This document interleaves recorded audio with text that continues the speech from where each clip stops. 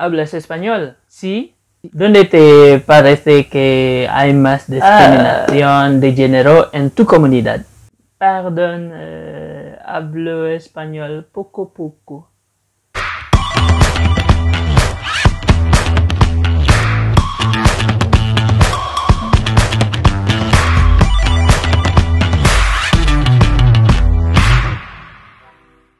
Halo semuanya, balik lagi ya di kanal aku dan semoga kabarnya sehat selalu. Nah, jadi di video kali ini aku balik lagi dengan materi bahasa Prancis, yaitu terkait penggunaan si. Tapi ini berbeda dengan penggunaan si dalam intro tadi ya. Kalau tadi kan bahasa Spanyol, nah ini tentang bahasa Prancis. Nah, bahasa Prancis juga bisa menggunakan si tapi dalam konteks-konteks tertentu ya, bukan hanya untuk menjawab iya aja seperti bahasa Spanyol, atau mungkin bahasa Spanyol juga bisa menggunakan si dalam konteks yang lain ya. Ya aku nggak tahu karena aku nggak belajar tentang hal itu ya. Aku nggak tahu sih. Jadi kita fokus aja ke bahasa Prancis. Nah, jadi sebelum kita mulai, bahasa Prancis itu bisa menggunakan si dalam konteks-konteks tertentu. Dan kelas katanya pun bisa berubah-ubah. Jadi si itu bisa menjadi konjungsi, si itu bisa menjadi adverbia. Nah, jadi kita udah bisa menebak si ini buat apa sih di dalam kalimat bahasa Prancis. Nah, kalau konjungsi, ya dia berarti menghubungkan dua kalimat menjadi kalimat kompleks. Atau mungkin dia menjadi adverbia sehingga memberikan keterangan tambahan pada kata yang ada di sekitarnya. Oke, jadi buat kamu yang penasaran dengan konjungsi dan juga adverbia, kamu bisa cek di deskripsi terkait pembahasannya sendiri-sendiri sehingga kamu bisa tahu lebih dalam apa sih itu konjungsi, apa sih itu adverbia.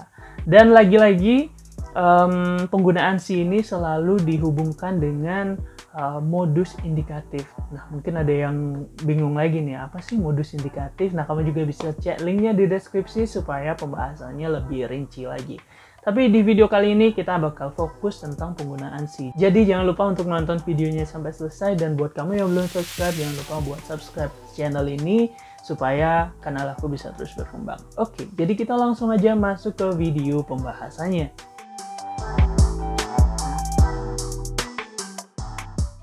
Oke, jadi yang pertama, kamu bisa menggunakan si untuk menjawab pertanyaan negatif ya. Jadi kalau misalnya pertanyaan negatif, terus jawabannya positif, kamu bisa menggunakan si. Misalnya, il n'est pas gentil. Dia nggak ramah ya. Nah, kalau jawabannya positif, kamu bisa jawab si, il est gentil. Ya, dia baik kok. Ya, jadi kita ulang sekali lagi, il n'est pas gentil. Si, il est gentil. Nah, jadi seperti itu. Pertanyaan negatif, tapi jawabannya positif, kamu nggak boleh pakai oui, tapi ganti oui menjadi si. Contoh yang lainnya, tu ne viens pas? Si, Paul va me chercher. Tu ne viens pas? Kamu nggak ikut? Si, Paul va me chercher. Ya, Paul bakal jemput aku. Nah, jadi seperti itu. Si bisa digunakan untuk menjawab pertanyaan negatif. Nah, selanjutnya si juga bisa digunakan untuk menunjukkan kesopanan. Misalnya dalam frasa s'il vous plaît. Jadi contohnya, je voudrais un café, s'il vous plaît. Je voudrais un café, s'il vous plaît. Tolong, saya ingin secangkir kopi. Voilà. Oke, selanjutnya si juga bisa berperan sebagai adverbia sehingga dia memberikan keterangan tambahan pada kalimat eksklamatif. Jadi misalnya, elle est si belle.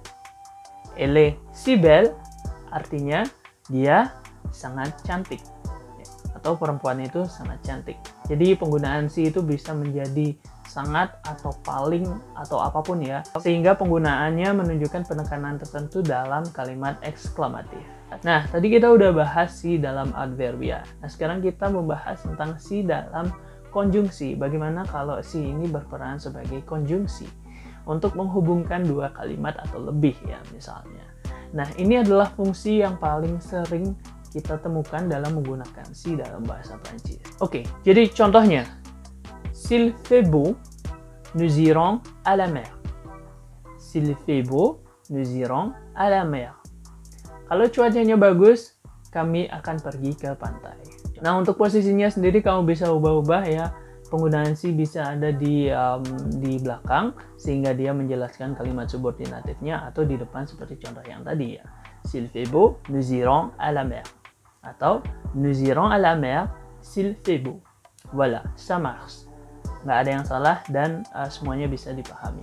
Oke, sekarang kita lanjut ke contoh yang lainnya. Nah, penggunaan si yang cukup teman-teman harus perhatikan lebih jauh, bahwa penggunaan si itu bisa digunakan untuk berandai-andai atau memberikan hipotesis. Dan jenis-jenis hipotesis ini ada dua. Ada yang bisa direalisasikan, sangat mungkin direalisasikan, dan juga ada hipotesis yang mungkin nggak bisa direalisasikan. Jadi angan-angan aja. Kedua contoh ini memiliki struktur yang berbeda. Jadi kita bahas dulu terkait penggunaan si untuk hipotesis yang bisa direalisasikan. Jadi untuk strukturnya sendiri kita bisa menggunakan si, kemudian ditambah présent, kemudian ditambah futur. Nah, untuk implementasinya kita lihat contoh berikut ini. Si tu veux, nous allons faire du jogging ce soir. Si tu veux, nous allons faire du jogging ce soir. Kalau kamu mau, nanti sore kita bisa jogging bareng. Oke, jadi itu untuk penggunaan si yang bisa direalisasikan, yang sangat mungkin lah ya kita bisa lakukan. Sehingga untuk strukturnya si, kemudian kala présent, kemudian kala futur. Nah, untuk contoh yang lainnya, si j'ai le temps, je t'aiderai. Si j'ai le temps, je t'aiderai. Kalau aku punya waktu, aku bakal bantu kamu. Seperti itu. Nah, sekarang kita bakal bahas penggunaan si yang berhubungan dengan hipotesis tapi sangat sulit untuk direalisasikan. Ya. Atau ya angan-angan lah ya, kita bisa bilang kayak gitu. Nah, untuk strukturnya sendiri bakal kayak gini. Si ditambah imparfait ditambah conditionnel présent. Nah, buat teman-teman yang belum tahu tentang kondisional juga, aku udah pernah bahas dan buat videonya. Jadi kamu bisa cek linknya di deskripsi juga nanti. Oke? Nah, jadi kita balik dulu. Untuk strukturnya tadi ada si, ada imparfait, dan juga ada conditionnel présent. Nah, untuk contohnya, si j'étais président, je vous donnerai la liberté d'expression. Si j'étais président, je vous donnerai la liberté d'expression. Seandainya aku menjadi presiden, aku akan memberikan kalian kebebasan untuk berekspresi. Oke, jadi misalnya seperti itu ya. Jadi itu kan sesuatu yang sangat kecil kemungkinannya bisa dicapai. Jadi kita gunakan si, imparfait, dan conditionnel présent. Nah, untuk contoh selanjutnya, s'il était riche, il achèterait beaucoup de maisons. S'il était riche, il achèterait beaucoup de maisons. Seandainya dia kaya, dia bakal beli banyak rumah. Nah, misalnya seperti itu untuk penggunaan si yang mungkin saja memiliki probabilitas lebih rendah untuk direalisasikan. Tapi itu tergantung pada konteks percakapan ya. Kalau kamu rasa itu mungkin, ya udah pakai yang si, présent, dan juga futur. Kalau nggak mungkin atau meragukan, jadi kamu pakai si, imparfait, dan juga conditionnel présent. Itu tergantung pada konteks percakapan kalian masing-masing. Oke? Nah, jadi itu dia untuk pembahasan si di video kali ini. Semoga videonya bermanfaat. Dan jangan lupa untuk subscribe juga channel ini supaya aku bisa terus berkembang dan buat materi menarik seputar bahasa Prancis. Oke, jadi sampai di sini dulu untuk materi hari ini dan sampai jumpa di video berikutnya. Au revoir.